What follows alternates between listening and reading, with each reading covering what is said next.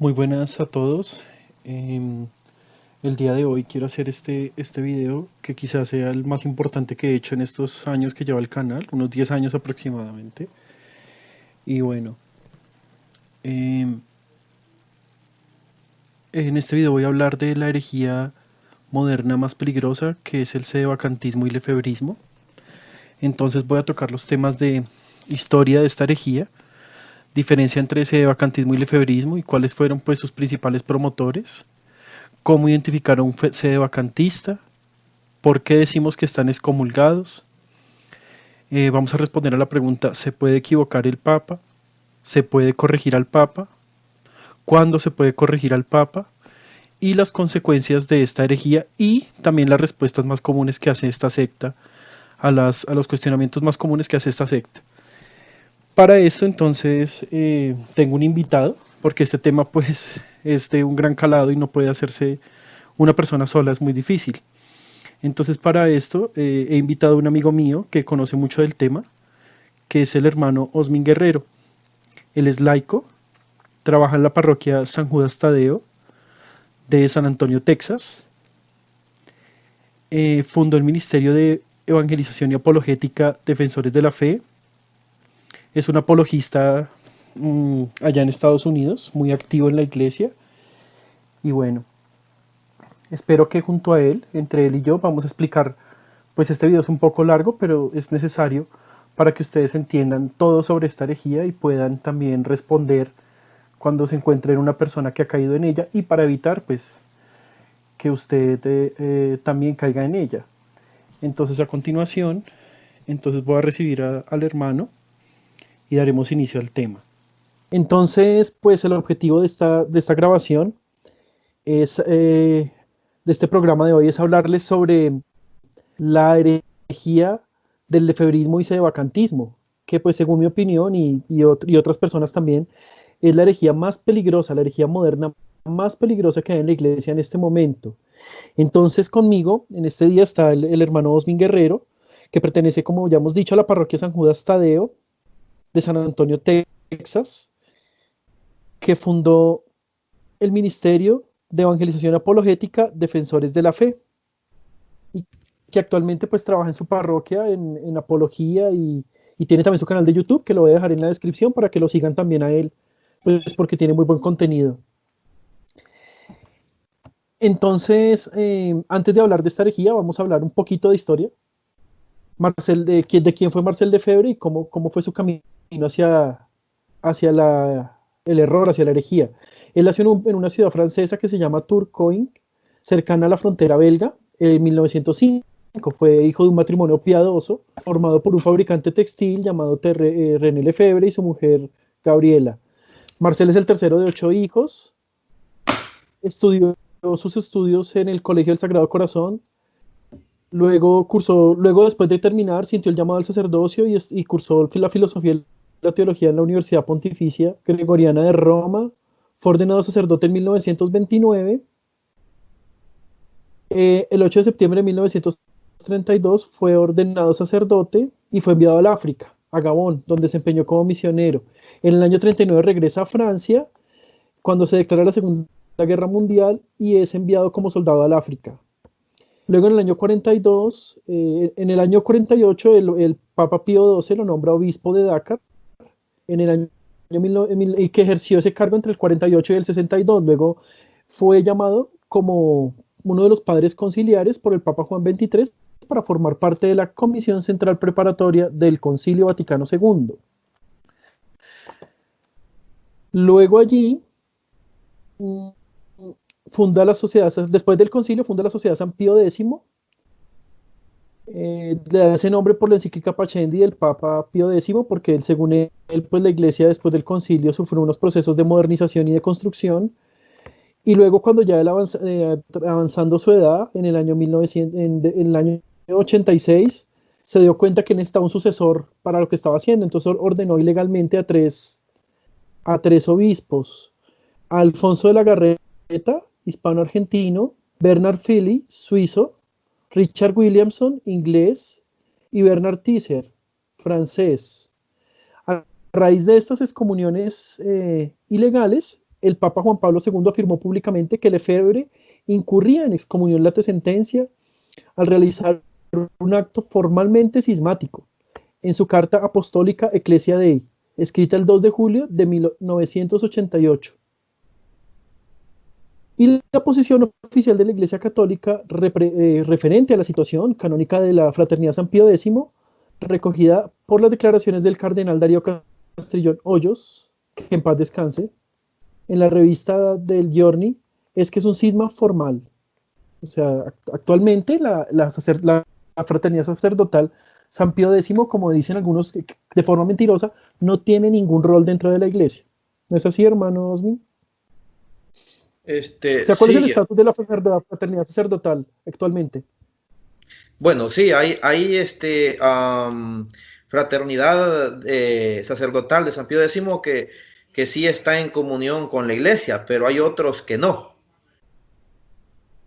Ok, y los que no, pues entonces no tienen, digamos que, ningún estatus dentro de la iglesia.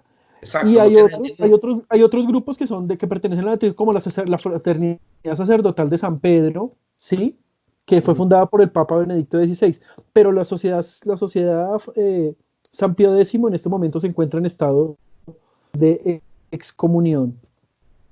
Sí, sí, Entonces, solo que le levantaron la excomunión a 4 obispos de ellos, más. Los otros continúan en excomunión por estar en pleno desacato y desobediencia con el sumo pontífice. bueno, es bueno aclarar eso. Aunque actualmente yo aquí tengo pues un documento, vamos a ver, donde dice que, pues donde para aclararle a los oyentes, pues en qué parte ellos pueden, en dónde pueden encontrar el estatus actual de la sociedad sacerdotal. Aquí está.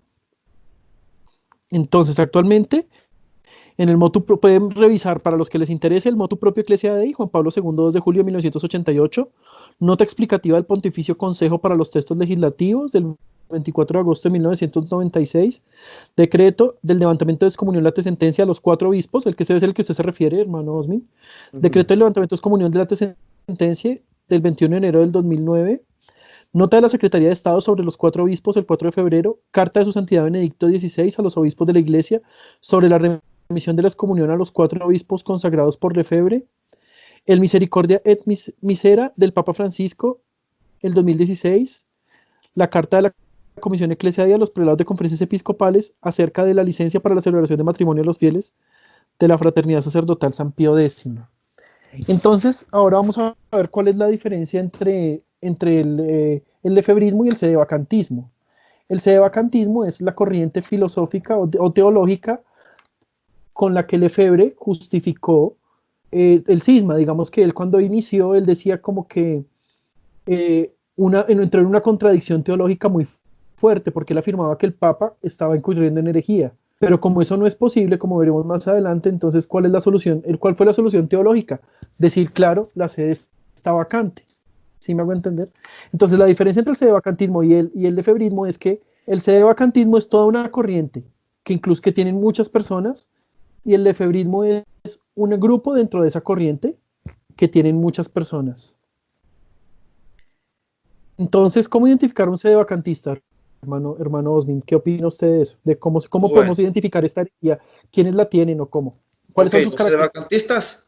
los sedevacantistas se identifican en que ellos dicen que no hay papa desde el Papa Juan XXIII. O sea, el último papa para ellos fue Pío XII. Entonces, de ahí para acá, según ellos, no hay papa y por eso es que se llaman sedevacantes o sedevacantistas. Entonces, ellos no reconocen desde el Papa Pío XII para acá, no reconocen a ningún otro papa. Y por eso es que se le llama sedevacantistas y se reconocen sus páginas porque siempre hacen unos fuertes ataques al Papa en turno y lo tildan de muchas maneras, estilo sabatistas, que ya ve que los sabatistas tildan al Papa de la bestia, entonces ellos lo tildan igual. Entonces prácticamente es una secta protestante haciéndose pasar por católica. Y también entre esos hay personas que pertenecen al gnosticismo, o sea, la masonería. que siempre entre sus puntos, o mejor bien dicho, entre sus notas está atacar, destruir, calumniar y criticar a la iglesia y sobre todo al sumo pontífice. Esos son sus principales Sus objetivos, pilares, sí, de sus infiltrarse objetivos, dentro de sí. la iglesia y derrumbarla desde adentro. ¿Cómo? A través de falsas noticias, diciendo el Papa dijo esto cuando el Papa no ha dicho nada, y sacando documentos de la iglesia fuera de contexto, que en eso se especializan ellos, en sacar documentos antiguos, porque saben que la mayoría de católicos, por no decir el 90 o 98%, bueno, quizás 98 a lo mejor es mucho, pero pongámosle un 90 o un 80% de católicos no ha leído. Entonces, como no lo han leído, se sorprenden y dicen, no, pues a lo mejor tienen razón, cuando realmente no tienen absolutamente nada de razón. Es cierto. Yo ahí pienso que, digamos que decir un 99% es muy poco. Yo creo que es un 99 punto tanto. O sea, ni siquiera de los católicos, ni siquiera el 0,001 se ha interesado en leer estos documentos y precisamente se cumple lo que dice la palabra. Mi pueblo perece por falta de conocimiento. Y esa ignorancia es la que nos hace presa fáciles de este tipo de charlatanes, de personas que engañan. Entonces, dentro de este grupo de sedevacantistas, yo los divido en dos grupos.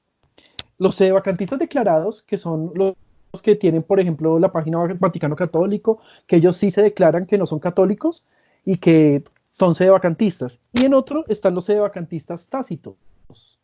El sedevacantista tácito es el que nunca le va a reconocer a usted que es un sedevacantista. Él se va a mantener firme de que él es católico y de que él es el correcto católico. Y nos va a acusar a los que le contradecimos de que es hereje, de que somos herejes. Los sedevacantistas tácitos son un poco peor aún.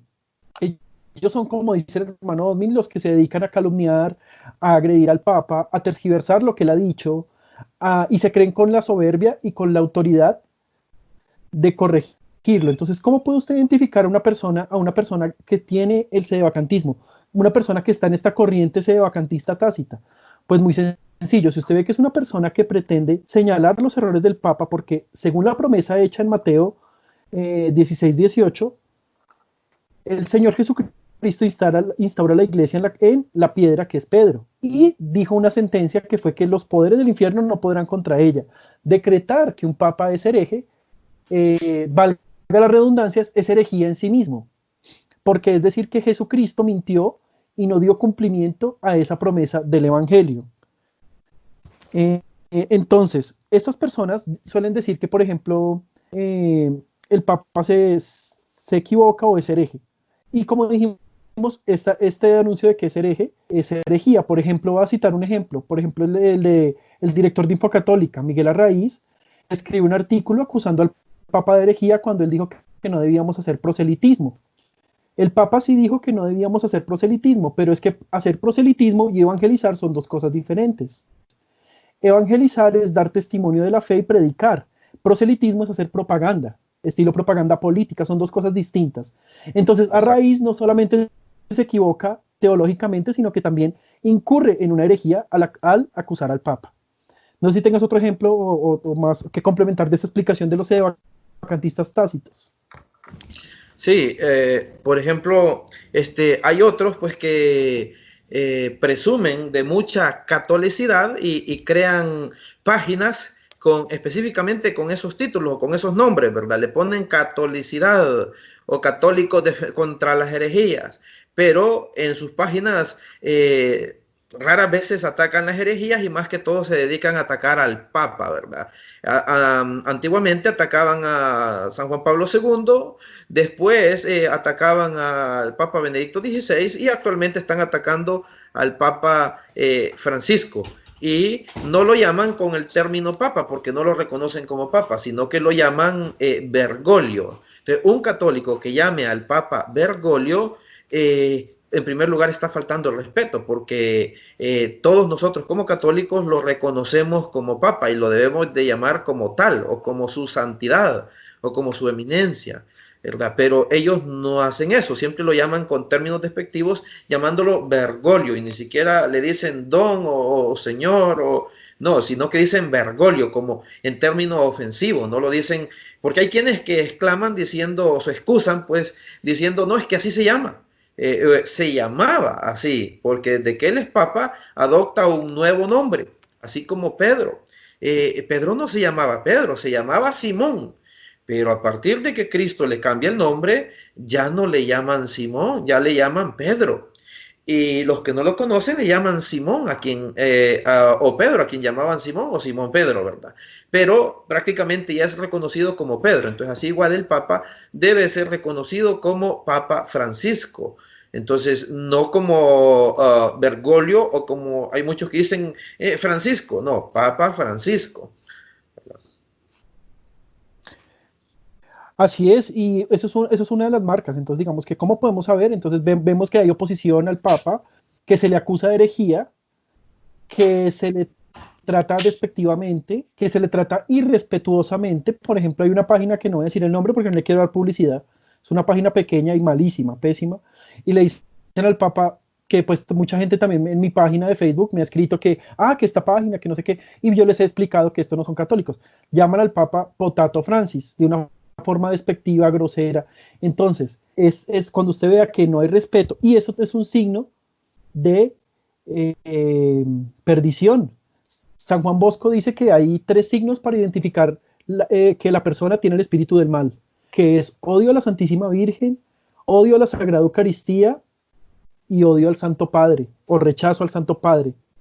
Entonces, hay una prueba de que estas personas sí están dirigidas por el espíritu del mal, y vemos en los santos, en la historia de la iglesia, que todos tenían un respeto profundísimo por el Santo Padre. San José María Escrivá de Balaguer tiene unos textos maravillosos donde llama al respeto, al amor por el Santo Padre, que Él es Cristo en la tierra.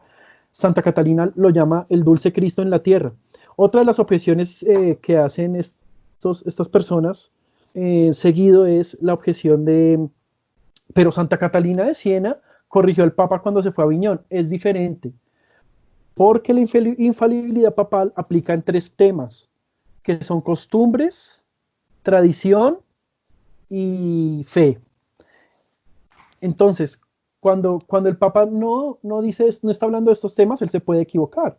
Y por ejemplo, cuando el Papa pasó su sede a Aviñón, eso fue una decisión política, no fue una decisión de fe. Entonces ahí, pues no, ella lo corrigió porque él estaba errando en ese aspecto, pero no es un aspecto de fe, ni de moral, ni de costumbres. También podemos ver cuando dicen, es que San Pablo corrigió a Pedro, cuando es diferente porque él es un santo. San Pablo era un santo, y además que en ese tiempo él le hizo ese comentario, era una carta donde se encontraba San Pablo en ese momento, era en Antioquía, y Antioquía tenía una población de católicos muy baja. Entonces, en el contexto de esa carta, él nunca lo hizo públicamente, como lo hacen estas personas herejes y groseras en sus blogs, en sus canales de YouTube, que lo hacen a viva voz. No, el primero lo hizo de una forma muy discreta, con muy poca gente. Entonces, digamos que una persona que esté cerca del Papa le puede decir, por ejemplo, santidad, no es conveniente que mueva la sede a Aviñón, o santidad, digamos que esos zapatos no se ven bien, alguna cosa así, o santidad, este carro no conviene que usted ande en él porque está desprotegido y donde vamos a pasar es peligroso, cosas así. Puede decirlas y las debe decir, como dice el Evangelio, de forma discreta. No se puede decir esos errores, y mucho menos al Papa. Es que estamos hablando del vicario de Cristo en la tierra, que eso es lo que ellos no entienden, ¿no? Uh-huh. Sí. Entonces, pues, para pasar al siguiente tema, entonces, antes de pasar al siguiente tema, quiero pues dar otro ejemplo de cuando el Papa vino acá a Colombia. Lo criticaron mucho porque él dijo que sobre las venas de Jesús corría sangre pagana. ¿Qué es la sangre pagana? ¿Qué es un pagano? Un pagano era en esa época un no judío. Entonces ellos decían que el Papa cometió una herejía ahí, ¿sí?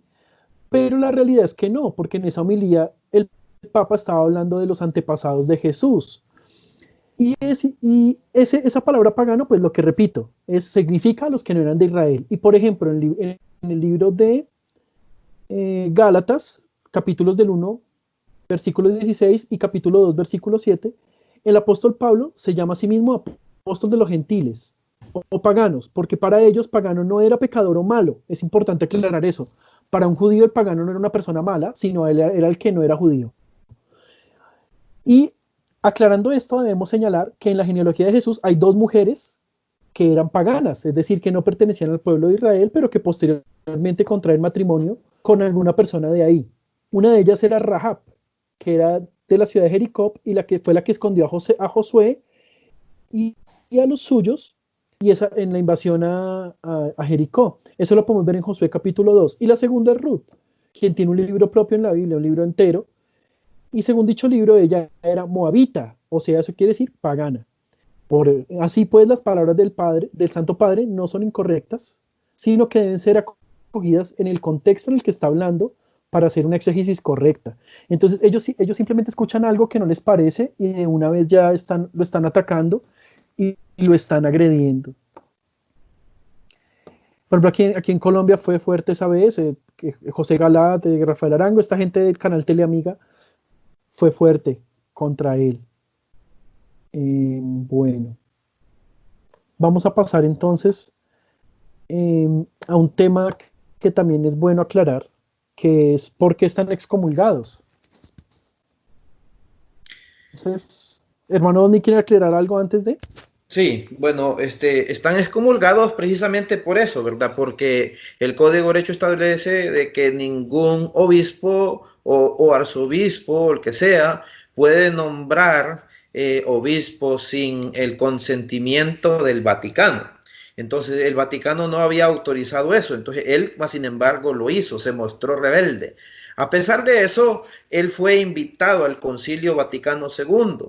Entonces, cuando él estaba invitado y el Papa Pablo VI quiso hacer las paces con él, regalándole un cáliz, tiró el cáliz por el suelo y no lo quiso aceptar. Entonces, esa es otra causa de excomunión, ya que el Código de Derecho Canónico establece que quien tire las sagradas formas, pues está en excomunión, ¿verdad? Entonces, a lo mejor no tiró el cuerpo de Cristo, pero tiró un cáliz consagrado para consagrar la sangre de Cristo, ¿verdad? Entonces, pues ya cayó en excomunión. Entonces, y hay muchos que son seguidores de Lefebvre, dicen o se excusan en que el Papa levantó la excomunión a Lefebvre. No, no levantó la excomunión a Lefebvre.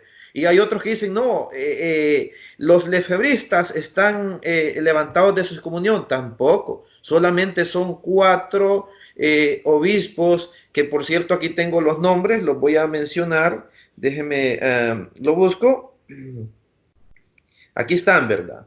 Dice el cardenal Giovanni Bautista, prefecto de Congregación para la Doctrina de la Fe y de los Obispos, dice, esta es una que fue hecha el 21 de enero de 2009, dice, por las facultades que me han sido conferidas expresamente por el Santo Padre Benedicto XVI, en virtud del presente decreto, levanto a los obispos. Y de hecho tiene el título dice decreto de levantamiento de la excomunión, la tal sentencia a los 4 obispos, no a todos, no a toda la fraternidad, no a todos los lefebristas, nomás a 4 que están en comunión con la iglesia y son respetuosos hacia el Papa en turno. Y estos 4 obispos son a los, dice, en virtud del presente decreto levanto a los obispos Bernard Felay, 1, Bernard Tissier, 2, Richard Williamson, 3 y Alfonso de Galarreta, de la censura de excomunión, la tal sentencia, declarada por la congregación el 1 de julio de 1988. Entonces, 1988 fue cuando fue declarada Lefebvre como hereje y los lefebristas, ¿verdad? Todos los seguidores de él. Entonces solamente se ha levantado la excomunión a 4 obispos. Entonces lo pueden ver aquí está de la fuente del Vaticano. aquí está, del Vaticano, entonces allí dice que es A4, pero los que no saben, sacan nomás la noticia, ya ve que en algunos noticieros dice, el Papa levanta la excomunión a los lefebristas. Esas son noticias amarillistas. No se la levantó a los lefebristas en general, nomás a 4 obispos que son respetuosos y que tienen diálogo con las autoridades correctas, ¿verdad? O debidamente establecidas. Sí, así es, hermano Osmin. Y también pues es importante aclarar que eh, ¿por qué les decimos a ellos sedevacantistas? Porque cuando ellos corrigen al Papa o pretenden tener esa soberbia, esa autoridad, porque generalmente esta gente que suele tener blogs, canales, ellos se creen con más autoridad que el magisterio.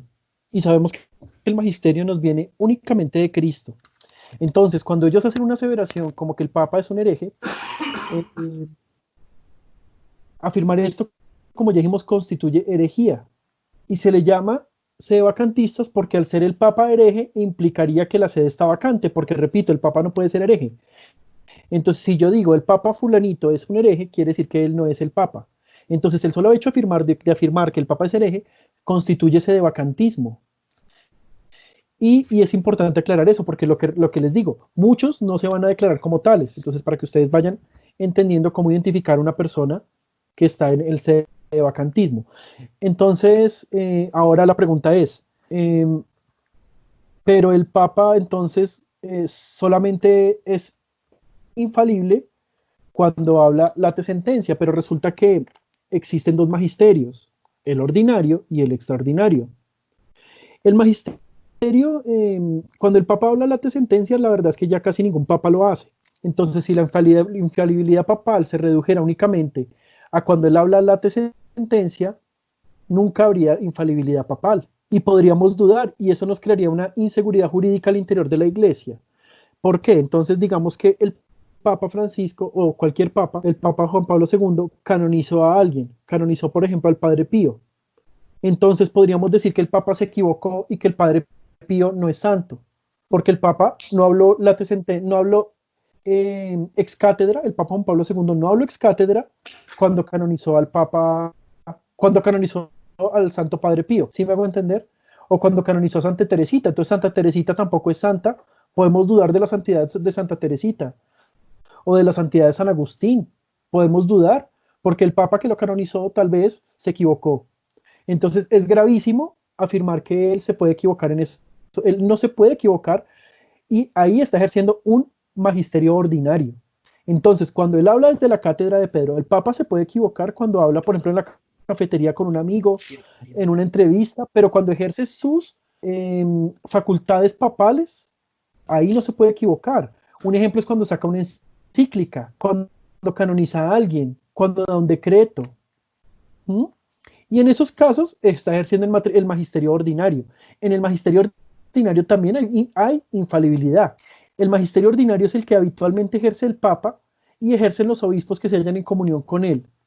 Siempre que el Papa se pronuncie sobre la fe y la costumbre, se presume que es doctrina de la Iglesia aplicada a las circunstancias. En cambio está en contrario sensu el magisterio solemne, que es el ejercido por un concilio ecuménico o con el Papa o como el Papa, cuando define ex cátedra una doctrina de fe.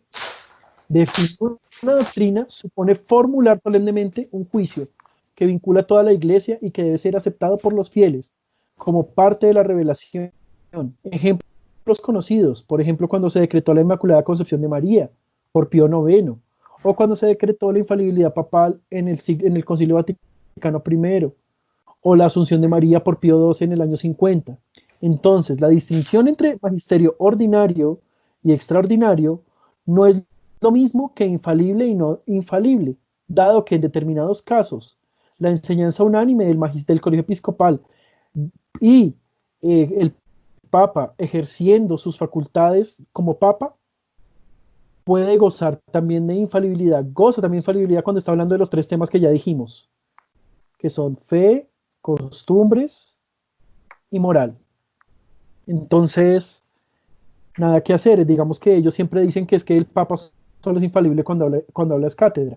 Entonces, si fuera así, podríamos dudar de todo, ¿m? De todo lo que se ha escrito, de todo lo que se ha hecho, y no tendríamos ninguna certeza de cuando el Papa diga algo.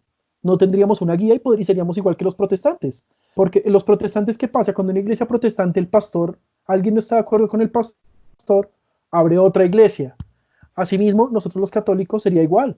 Si no estamos de acuerdo, entonces simplemente decimos que eso no es así y podemos corregir. Además que al Papa no se puede corregir. Hermano, ¿me puede explicar por qué al Papa no se puede corregir? Claro, el Papa no se puede corregir porque la Constitución dogmática Lumen Gentium, que significa luz para los pueblos, nos dice lo siguiente en el numeral 121. Nos dice, en la persona pues de los obispos a quienes asisten los presbíteros, el Señor Jesucristo, Pontífice Supremo, está presente en medio de los fieles, porque sentado a la diestra del Padre no está ausente la congregación de sus pontífices, sino que principalmente a través de su servicio eximio predica la palabra de Dios a todas las gentes y administra continuamente los sacramentos de la fe a los creyentes por medio de su oficio paternal. Primera de Corintios capítulo 4 versículo 15. Va consagrando nuevos miembros a su cuerpo con regeneración sobrenatural. Finalmente, por medio de su sabiduría y prudencia, dirige y ordena al pueblo del Nuevo Testamento en su peregrinación hacia la eterna felicidad. Estos pastores, y aquí es donde viene la respuesta a lo que el hermano preguntaba, estos pastores elegidos para apacentar la grey del Señor son los ministros de Cristo y los dispensadores de los misterios de Dios. 1 Corintios 4:1, a quienes está encomendada el testimonio del Evangelio de la gracia de Dios y la gloriosa administración del Espíritu y de la justicia. Para realizar estos oficios excelsos, los apóstoles fueron enriquecidos por Cristo con una efusión especial del Espíritu Santo para que descendió sobre ellos. Y ellos a su vez, por la imposición de manos, transmitieron a sus colaboradores este don espiritual que ha llegado hasta nosotros en la consagración episcopal. Enseña pues este santo sínodo que en la consagración episcopal se confiere la plenitud del sacramento del orden, llamada en la práctica litúrgica de la Iglesia y en la enseñanza de los santos padres, sumo sacerdocio. Bueno, quiero detenerme un poquito aquí porque todavía no va en sí la respuesta, pero que también esto es porque de repente hay unos seguidores de estos lefebristas o sedevacantistas que dicen que el Papa no es sumo pontífice. Y aquí la Constitución dogmática Lumen Gentium en su numeral 21 no solamente está diciendo que el Papa es sumo pontífice, sino que también dice que los obispos también son sumos pontífices. De tal manera que los obispos de modo visible y eminente hacen las veces del mismo Cristo, maestro, pastor y pontífice, y actúan en lugar suyo. Pertenece a los obispos incorporar por medio de los sacramentos del orden nuevos elegidos al cuerpo episcopal. Numeral 22. Así como por disposición del Señor, San Pedro, y aquí es donde viene la respuesta, así como por disposición del Señor, San Pedro y los demás apóstoles forman un solo colegio apostólico, de igual manera se unen entre sí el romano pontífice, sucesor de Pedro, y los obispos, sucesores de los apóstoles. Ya la más antigua disciplina, según la cual los obispos esparcidos por todo el orbe comunicaban entre sí y con el obispo de Roma en el vínculo de la unidad y de la caridad y de la paz. También los concilios convocados para decidir en común las cosas más importantes, sometiendo la resolución al parecer de muchos, manifiestan la naturaleza y la forma colegial del orden episcopal, afirmada manifiestamente por los concilios ecuménicos celebrados a lo largo de los siglos. Esto mismo está indicado por la costumbre introducida de antiguo de llamar a varios obispos para tomar parte en la elevación del nuevo elegido al ministerio del sumo sacerdocio, para que vean que el Papa sí es sumo sacerdote. Uno es constituido miembro del cuerpo episcopal en virtud de la consagración sacramental y por la comunión jerárquica con la cabeza y con los miembros del colegio.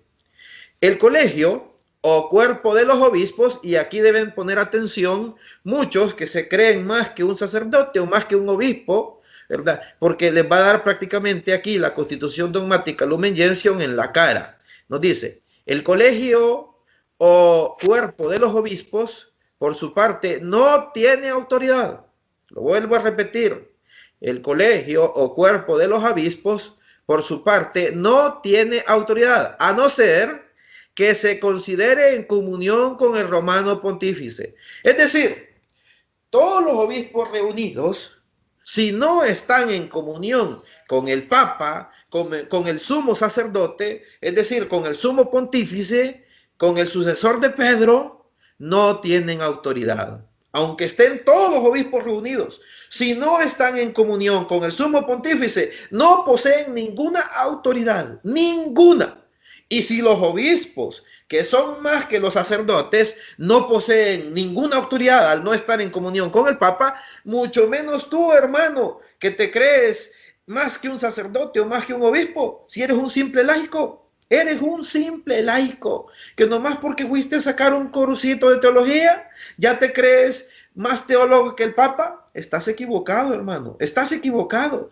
Si los obispos que pasan toda su vida estudiando, y aunque sepan incluso más que el Papa, no poseen autoridad al no estar en comunión con el Papa, mucho menos tú que solamente eres un simple laico, fundador de alguna página por ahí, o creador de un blog, o creador de una página de Facebook, o creador de un grupo por ahí, que únicamente estás creando esos grupos para confundir católicos y para sembrar la cizaña, para sembrar el cisma. Entonces eres un hereje, y no solamente un hereje, sino que también eres un cismático. Continúo, y lo vuelvo a repetir. Es del numeral 22, inciso segundo. Numeral 22, inciso segundo, de la Constitución Dogmática Lumen Gentium. Nos dice, el colegio o cuerpo de los obispos, por su parte, no tienen autoridad a no ser que se considere en comunión con el romano pontífice de Pedro, como cabeza del mismo. O sea, el Papa es cabeza de este colegio episcopal o de este cuerpo de los obispos, de este colegio episcopal, es cabeza, y ese colegio episcopal solamente va a tener autoridad si está en comunión con el Papa, con el sucesor de Pedro, quedando totalmente a salvo el poder primacial de este, o sea, del Papa. O sea, el poder de la primacía de Pedro, del sucesor de Pedro, del Papa, del sumo sacerdote, del sumo pontífice, queda a salvo, nos dice la Constitución Dogmática Lumen Gentium. Todos, tanto pastores como fieles, y cuando hablo de pastores aquí no me estoy refiriendo a los mal llamados pastores, porque de repente puede haber algún hermano protestante que esté escuchando o viendo este video y dice, ay, ya ve, ahí mencionan los pastores. Sí, pero estos pastores son los obispos. Ellos son los verdaderos y auténticos pastores, no los mal llamados pastores protestantes que fundan sectas. No, a ellos no me refiero. Siempre que yo vaya a hablar a pastores aquí o que algún documento de la iglesia hable de pastores, se refiere a los obispos de la iglesia católica. Muy bien. Porque el romano pontífice tiene sobre la iglesia, en virtud de su cargo, es decir, como vicario de Cristo y pastor de toda la iglesia plena, suprema y universal potestad. Entonces, por esta razón no se puede hablar mal del Papa, por esta razón no se puede decir que el Papa es un hereje, porque ya lo dijo el exorcista, el padre José Antonio Fortea, quien diga que el Papa es hereje, él es el hereje. Es decir, todos ustedes lefebristas y todos ustedes sedevacantistas son los herejes por llamar hereje al Papa. Nos vuelve a decir, o vuelvo a repetir, por tanto, pastores como fieles, porque el romano pontífice tiene sobre la iglesia en virtud de su cargo, es decir, como vicario de Cristo, pastor de toda la iglesia, tiene plena, suprema y universal potestad, es decir, autoridad, que puede siempre ejercer libremente. O sea, el Papa no necesita ser llamado a cierto lugar. Bueno, la costumbre es invitarlo, pues, pero él no necesita ser llamado. Él puede ir libre y voluntariamente porque tiene plena, suprema y universal potestad, que puede siempre ejercer libremente, y eso también lo dice el Código de Derecho Canónico. En cambio, fíjense cómo dice, en cambio, el cuerpo episcopal, que sucede al colegio de los apóstoles, en el magisterio y en el régimen pastoral, más aún en el que perdura continuamente el cuerpo apostólico junto con su cabeza, el romano pontífice, nunca, o sea, nunca tiene autoridad, dice, sin esta cabeza, o sea, sin el Papa, nunca posee autoridad dicho colegio episcopal. O sea, tiene que estar en comunión con el Papa, tiene que estar en común acuerdo para que posea tal autoridad. Si no, dice aquí que nunca posee tal autoridad sin la cabeza.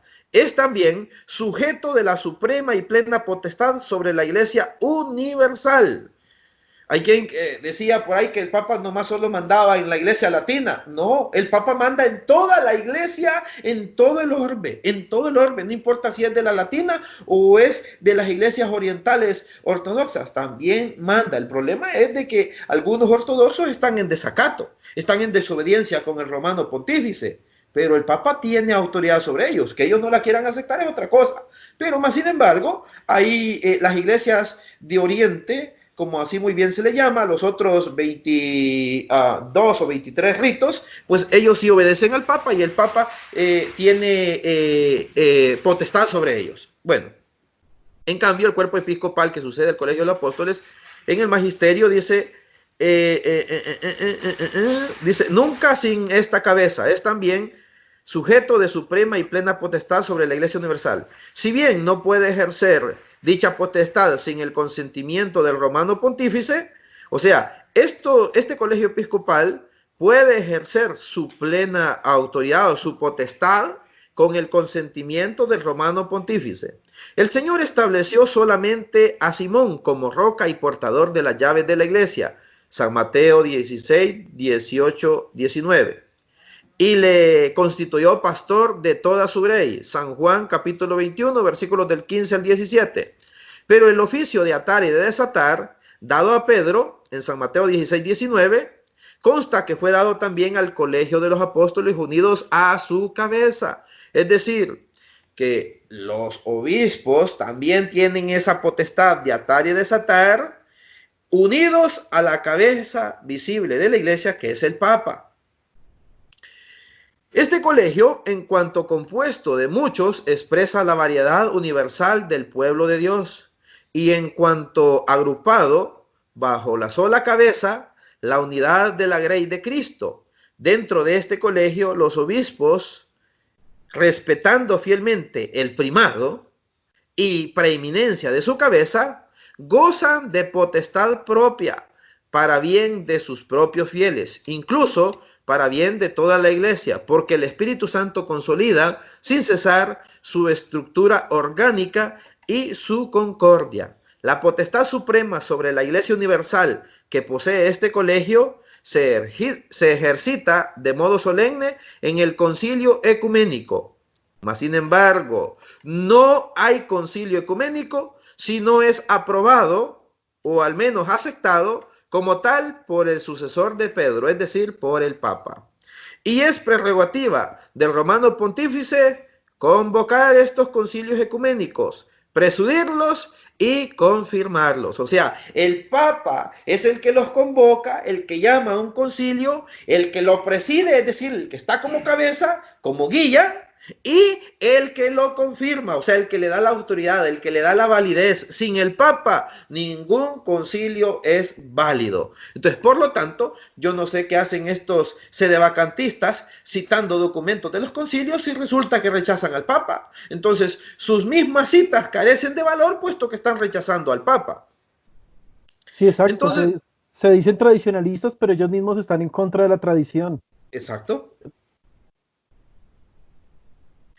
Sí, así Bueno, es. termino. Dice, esta misma potestad colegial puede ser ejercida por los obispos dispersos por el mundo, a una con el Papa, y con tal que la cabeza del colegio los llame a una acción colegial, o por lo menos apruebe la acción unida de estos y la acepte libremente para que sea un verdadero acto colegial. Es decir, los obispos, por ejemplo, de aquí de Estados Unidos, se reúnen y hacen una reunión de obispos, entonces el Papa tiene que dar su ok a esa reunión y lo que ellos digan en esa reunión. Si el Papa no da su ok, esa es una reunión inválida. Entonces, de manera pues que los hermanitos que están prácticamente fuera del redil, es decir, fuera de las puertas de la iglesia, pues están totalmente equivocados. Al no estar en comunión con el Papa, están fuera de la iglesia, están en cisma y promueven el cisma. Y el promover el cisma y el estar en cisma constituye una herejía. Yo no sé por qué no les gusta que le digan unas herejes, que les digan herejes si lo son. El que promueve el cisma es un hereje. El que incita a otras personas a desobediencia con el Papa, con el sumo pontífice o con algún obispo, es un hereje. Está convocando a un cisma, está incitando a un cisma, está llamando a la rebelión, está llamando a la anarquía. Y no podemos ser anarquistas. Los anarquistas están excomulgados, son herejes. Y entonces, por lo tanto, tú, mi hermano, que estás contra el Papa, medita bien lo que estás diciendo, lo que estás enseñando, las páginas que estás creando, porque estás en herejía, estás fuera de la iglesia y fuera de la iglesia no hay salvación y ese es otro dogma. Extra ecclesia nulla Extra salus. Ecclesia, nulla salus. Así Sí, es, hermano. extra ecclesia nulla salus. Fuera de la iglesia no hay salvación. Entonces, mi hermano, al tú rechazar al Papa, estás fuera de la iglesia y tú mismo te estás apartando de la salvación. No es la iglesia quien te condena. No soy yo el que te estoy condenando. Eres tú mismo al rechazar al Papa. Porque al rechazar al Papa, automáticamente estás fuera de la iglesia. Como Cristo Jesús mismo dijo, que nosotros somos olivos silvestres, que hemos sido injertados en el olivo natural que es Cristo. Entonces hemos sido injertados a este olivo, a esta viña del Señor. Hemos sido injertados. Entonces estas personas, al no estar en comunión con el Papa, automáticamente ellos se están cortando y no se alimentan de la savia. Y al no alimentarse de la savia, mueren, no pueden dar frutos. No pueden dar frutos, no se pueden alimentar, entonces están muertos ya en sí, a no ser que se vuelvan a injertar, que no sea demasiado tarde. Y entonces sí pueden ellos entrar a la salvación. De lo contrario, ellos mismos están rechazando la salvación al no aceptar al Papa como lo que es: cabeza de la iglesia, sumo pontífice, sumo sacerdote. Así es, hermano. Y eso que usted acaba de leer de la Lumen Gentium está en comunión con los documentos del Concilio Vaticano I. Pueden buscar los documentos del Concilio Vaticano I. Allí encontrarán la diferencia entre magisterio ordinario y magisterio extraordinario.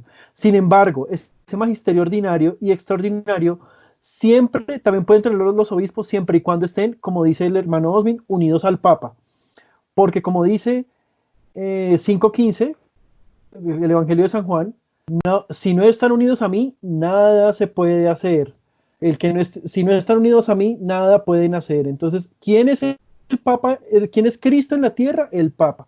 Si no estamos unidos a Él, no hay nada, nada. Y por el contrario, estamos incurriendo, ahora voy a explicar a la luz brevemente del derecho canónico, que en su numeral 751 establece que cisma es negar la autoridad del pontífice legalmente establecido. ¿Y cómo negar la autoridad? Negar la autoridad del Papa no es decir, yo niego la autoridad del Papa, no. Negar la autoridad del Papa es cuando lo acuso, porque al acusarlo acusarlo de hereje, le quito la legitimidad. Y estoy diciendo que el magisterio soy yo, no él. Entonces, este numeral 751 establece que esa actitud es cisma. Y el artículo, el canon 1364, establece que la herejía, el cisma y la apostasía son delitos canónicos que están castigados con la excomunión late sentencia. Late sentencia. ¿Qué quiere decir eso? Que no requiere una sentencia. Por el simple hecho de usted hacerlo, ya está excomulgado.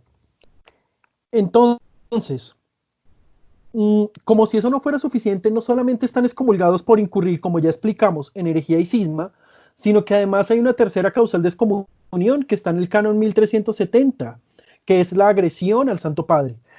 Cuando yo calumnio, cuando yo denigro, cuando yo insulto, cuando soy respetuoso, es una forma de agresión. Y según el canon 1370 también están excomulgados. Entonces están muy excomulgados, porque están excomulgados por tres razones. Por herejía, que repito, es el error persistente. Acusar al Papa de hereje es herejía. Porque el Papa no puede ser hereje, Mateo 16, 18. Porque si no, Jesús es un mentiroso. Y dos, el cisma. Están en cisma porque niegan la autoridad.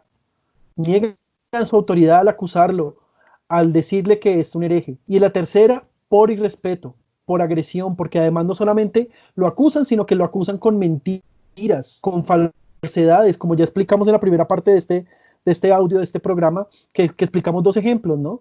De cómo siempre es con mentiras, con falsedades, nunca tienen una acusación sólida, siempre es con mentiras. Y esa calumnia, ese denigrar, ese ofender, es agredir. Canon 1370 y Canon 1364. Entonces, hay que tener mucho cuidado con eso. Y quiero, pues, explicar por qué, entonces, para ir ya cerrando, cuáles son las consecuencias de esto, ¿no? Pues primero es muy grave porque es una herejía moderna peligrosísima, porque lo que le digo, está tumbando, como dice el Evangelio, y en esos tiempos llegarán gentes que incluso lograrán engañar a los mismos elegidos. Engañarán a los mismos elegidos. ¿Quiénes son los elegidos? Los miembros del cuerpo místico de Cristo. No el que nunca sabe nada de la iglesia y se pasa protestante, no. Hay católicos formados, católicos que asisten a la misa, que están en los grupos y terminan en esta herejía. ¿Sí? Es por eso que es tan peligrosa, porque ellos se disfrazan de lo que no son y se creen lo que ellos no son. El protestante, pues, es un apóstata hereje, pero él lo dice y él lo reconoce, ¿sí? El evangélico, el sectario, pues, está excluido de la salvación, pero el otro dice que es católico, y eso es lo peligroso. Cuando recordemos que el nombre católico fue acuñado por San Ignacio de Antioquía, y el objetivo de ese nombre católico precisamente era distinguir a los verdaderos cristianos de los otros que no eran. Entonces, ¿qué más afecta? ¿Cuál es la segunda consecuencia grave? Que se afecta a la seguridad jurídica de la iglesia. ¿Qué significa la seguridad jurídica? La seguridad de que yo tengo certeza de que estoy en la iglesia verdadera, de que el Papa es el auténtico pastor, el auténtico sucesor de Pedro, ¿sí? Eso se afecta, porque cuando estos herejes acusan al Papa de herejía o de equivocaciones en materia de fe, están diciendo que cualquiera lo puede hacer, que cualquier persona puede hacerlo, y entonces no se va a saber quién tiene la verdad, porque si cualquiera puede acusar al Papa de errores, ¿dónde está la verdad? Porque entonces yo puedo fundar mi secta, y por eso los evangélicos tienen tantas sectas, y los católicos somos uno, porque los católicos tenemos la unidad en Cristo, en su sucesor. Entonces, esa secta es peligrosa porque se disfrazan, porque afectan la seguridad jurídica de la iglesia. Es eso, la seguridad jurídica, es que cuando no tenemos la certeza. Entonces, si el Papa solamente es infalible, como dicen los herejes, que él solo es infalible cuando ejerce el magisterio extraordinario, entonces el magisterio ordinario, cuando él da su encíclica, cuando promulga una canonización, entonces no tendríamos certeza de nada en la iglesia, no sabríamos nada, o sea, no tendríamos ninguna certeza de quién es santo, de que si esas encíclicas, tendríamos que hacer una revisión teológica encíclica por encíclica, de los 266 papas que ha habido, ¿sí? Entonces afecta la seguridad jurídica de la iglesia y como última consecuencia y la más grave, pues afecta la unidad de la iglesia. Porque si entonces Entonces, yo obtengo la verdad y la verdad se encuentra en cualquier esquina. Entonces, cuando algo está en todo lado, no está en ningún lado, ¿sí? Entonces, si la verdad la tiene cualquier bloguero, cualquier persona con un computador, con un celular que postea en Facebook, quiere decir que la verdad no existe y que tenemos que estar en sectas y no hay una iglesia verdadera. Entonces, es muy grave. Esta herejía moderna es muy grave. Entonces, ya explicamos su origen, ya explicamos cómo se da, ya explicamos cómo identificar un sedevacantista. Espero que este video no es para responderle a nadie, porque esa no es la intención. Este video es para que ustedes, los católicos, que digamos no tienen esa formación, aprendan cuando alguien llegue con esos cuentos a tocarles la puerta, cuando alguien llegue con esas historias a tratar de sacarlos de la fe. Entonces usted ya va a tener ya va a tener un argumento para usted explicarles que eso es una herejía. Y ese es el objetivo de este programa que quise hacer hoy, que hicimos hoy con el hermano Osmin. Desde a ustedes, es para ustedes los católicos que pueden ser víctimas de este error. No para los que ya están en él, porque ya tienen la soberbia que les impide ver de todo hereje. Pero sí para usted que está empezando, para usted que no entiende muchas cosas, entienda que por eso Dios, el Jesucristo, Dios por medio de su Hijo Jesucristo instauró una iglesia. ¿Sí? Solo una sola fe, un solo bautizo, un solo Dios, no varias iglesias, no varias personas con la verdad, ¿sí? Entonces, pues es importante. ¿Algo para concluir, hermano? Claro que sí. Para esos que la llevan de muy tradicionalistas y que rechazan el Concilio Vaticano II, puesto que dicen que no sigue la tradición. Bueno, les voy a dar algunas referencias de que todo lo que lo hemos sacado no solamente del Concilio Vaticano II, sino que documentos más antiguos que el Concilio Vaticano II. Por ejemplo, le citaré al Papa San León Magno en el Sermón 5, página 3, Patrología Latina, numeral 54, página 154. Concilio Tridentino en la sesión 23, capítulo 3, cita 2. Tradición Apostólica, numeral 3. Patrología Latina, numeral 78, página 224. Traducción Apostólica, numeral 2, página 27. Concilio Tridentino, sesión 23, capítulo 4.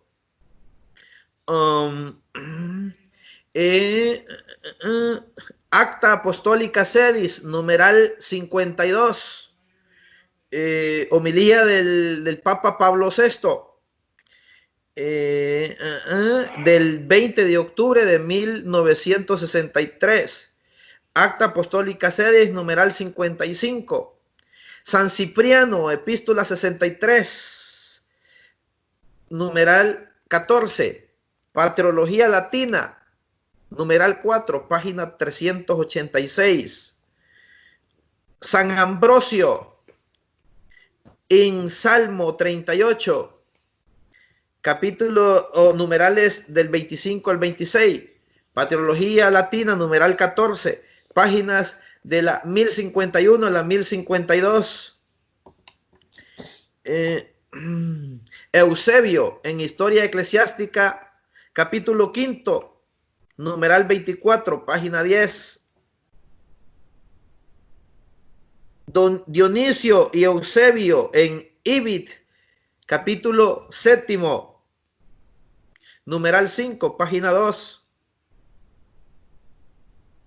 Historia Eclesiástica, capítulo 5, páginas 23 y 24.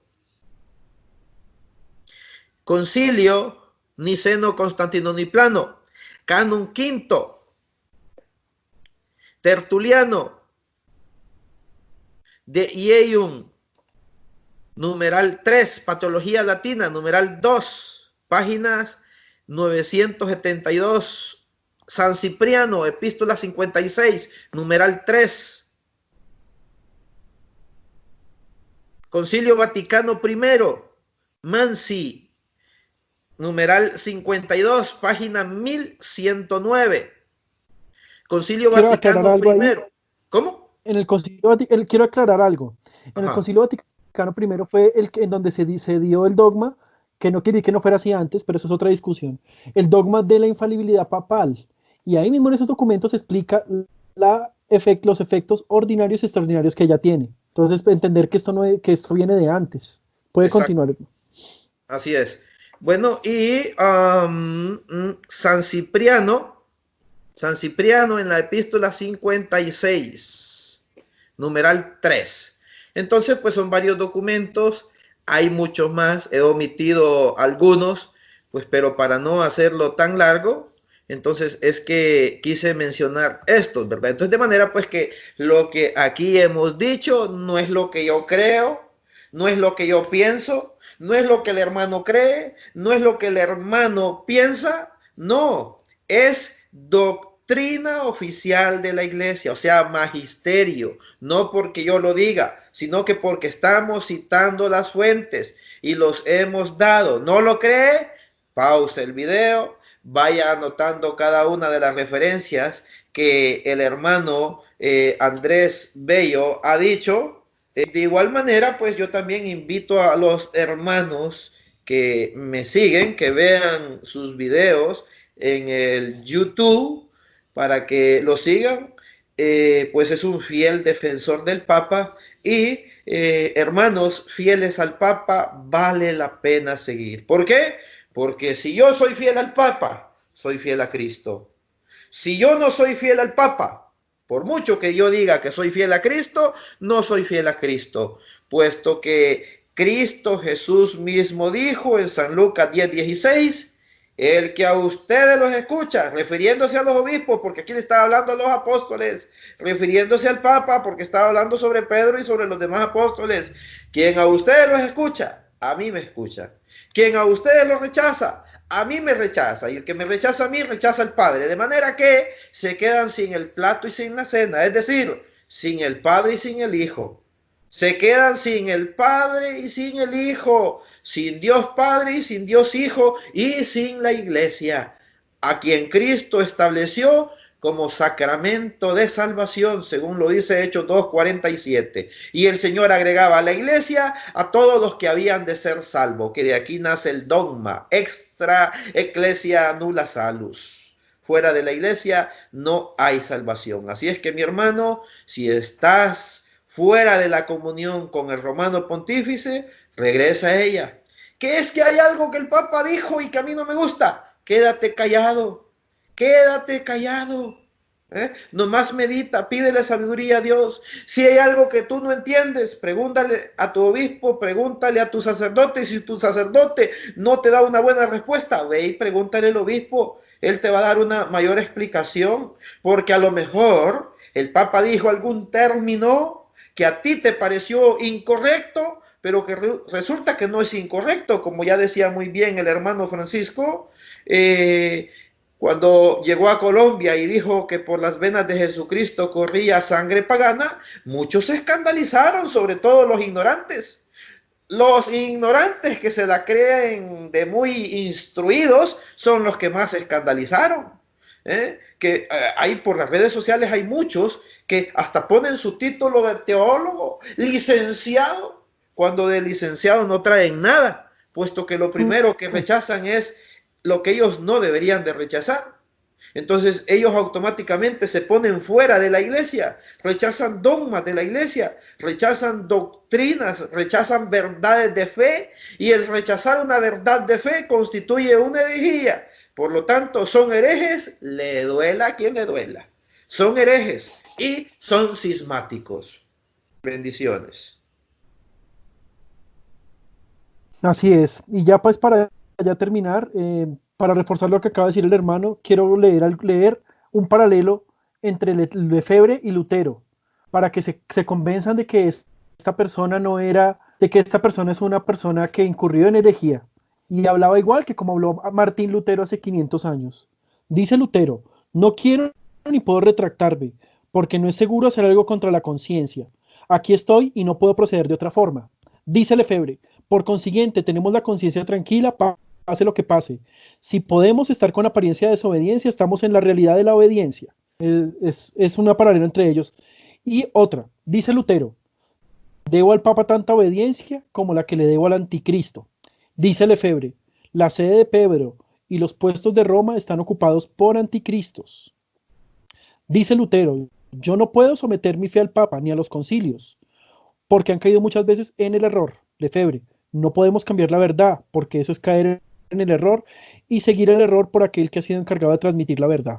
Entonces, pues, la invitación es esa, hermano. Instrúyase más, lea más, tenga cuidado, no se deje convencer, como dice el hermano Osmin, de quien diga que tengo el título de licenciado, que la página se llama Vaticano Católico, que otra página se llama Vaticano Ultra Mega Hiper Católico.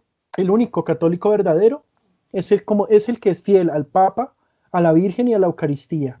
Dicen los exorcistas y santos de la Iglesia que podemos distinguir una persona que no tiene el Espíritu de Dios cuando tiene oposición a uno de estos tres. Entonces, sabemos que ellos no están en comunión con la Iglesia. Lo vimos con documentos, derecho canónico, tradición, santos, Biblia. Así que por favor, todos estos documentos usted los puede consultar en internet. Por favor, mi pueblo perece por falta de conocimiento. No nos dejemos creer de estas personas. Y si no siguen al hermano Osmin, pueden seguirlo también en Facebook. Perdón, en YouTube él tiene ¿cómo se llama tu canal, hermano? Osmin Guerrero. Antiguamente se llamaba Rafael Tobar porque un hermano me lo creó, pero como pues solamente hay contenido mío, pues él prácticamente ya me cedió el canal y pues ya le cambié yo el nombre y hoy ya aparece como Osmin Guerrero.